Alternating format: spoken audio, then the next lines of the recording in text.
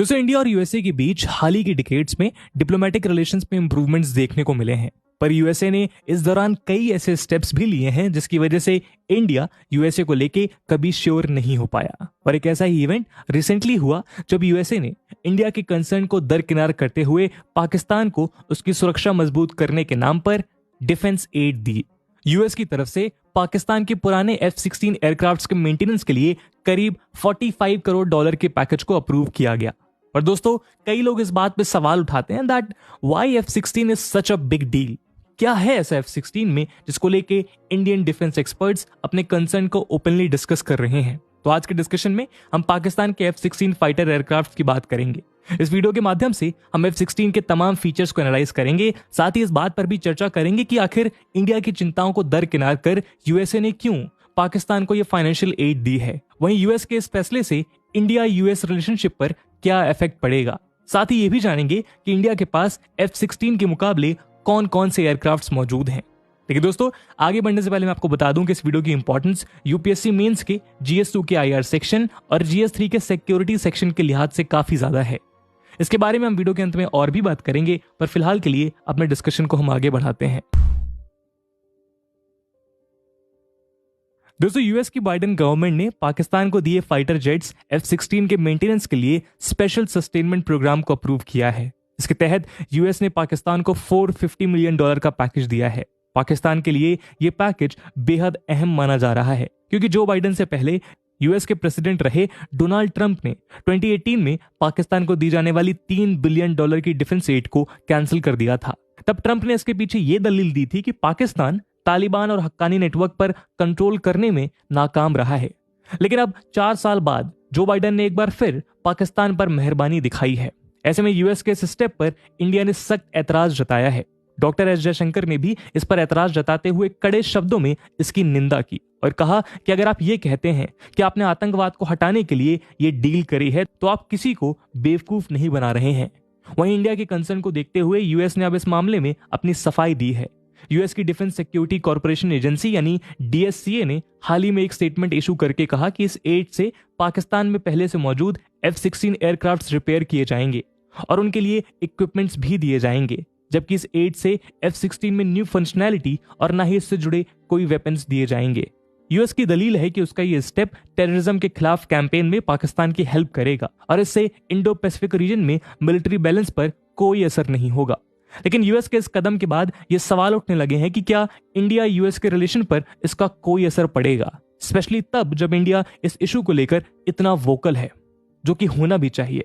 दरअसल हाल के कुछ सालों में यूएस ने न सिर्फ इंडिया के साथ बायलैटरल टाइज को एनहांस किया है, बल्कि क्वाड जैसे फोरम जिसमें यूएस, इंडिया, जापान और ऑस्ट्रेलिया शामिल हैं, उस लेवल पर भी मल्टीलेटरल एंगेजमेंट को मजबूत किया है।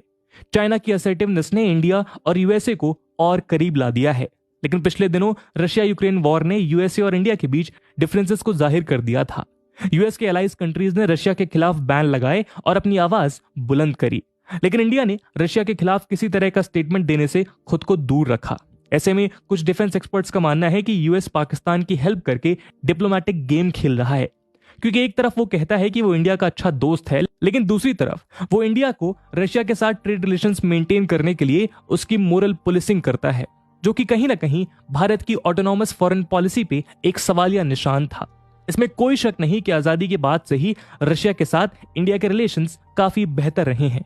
आज इंडियन डिफेंस फ्लीट की ताकत बहुत मजबूत दिखती है और इसमें काफी बड़ा रोल रशिया का है।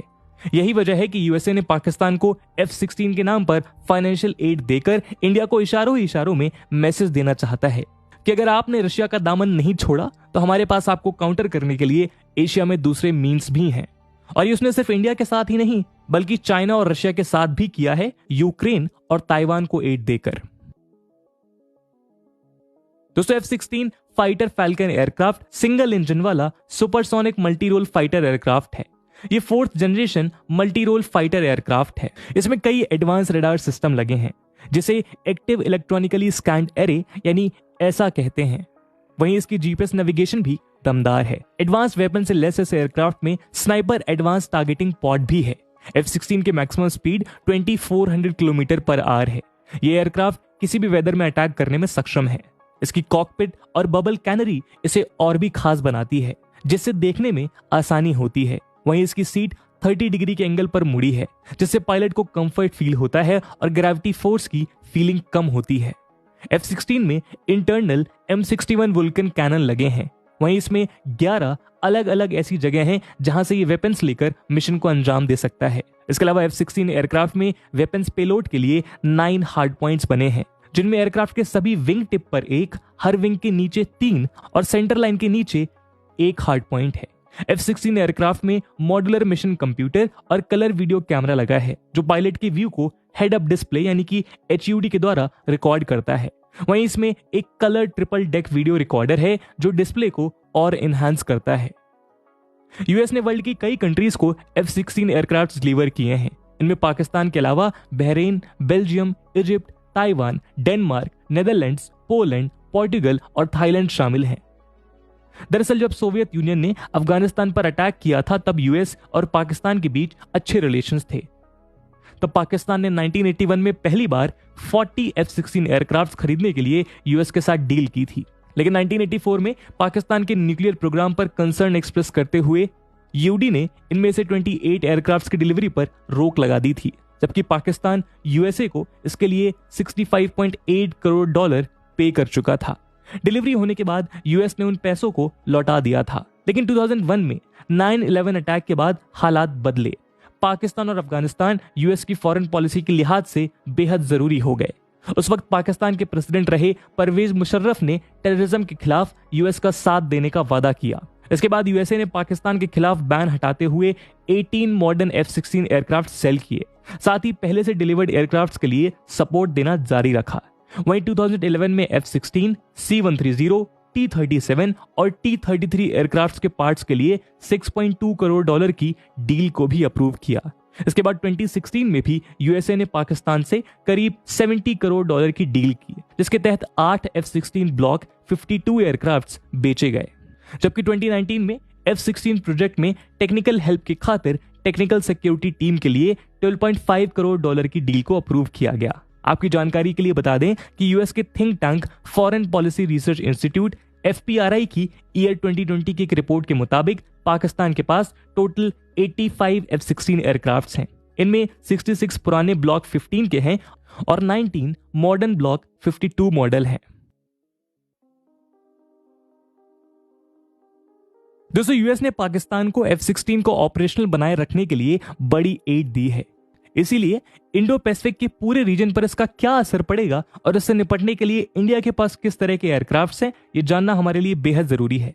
अगर बात इंडियन फाइटर एयरक्राफ्ट्स की करें तो इंडिया के पास फाइटर प्लेन्स की एक बड़ी फ्लीट है, जिसमें फ्रांस से खरीदे गए राफेल भी शामिल हैं। एक्सपर्ट्स का मानना है कि F-16 4th जनरेशन का एयरक्राफ्ट है, जबकि राफेल 4.5 जनरेशन का फाइटर जेट है।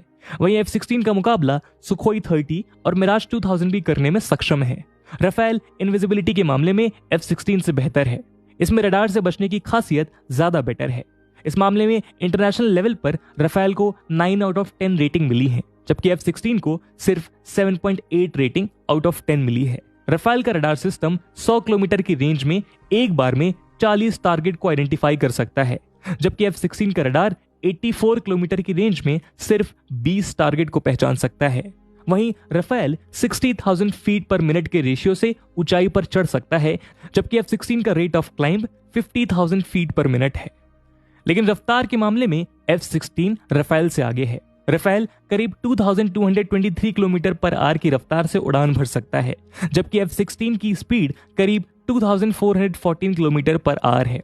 राफेल का टोटल वेट 10 टन है और ये करीब 24.5 टन वजन के वेपन्स को लेकर उड़ान भर सकता है, जबकि F-16 का वजन 9.2 टन है और वेपन्स लेकर उड़ने की इसकी कैपेसिटी 21.7 टन है।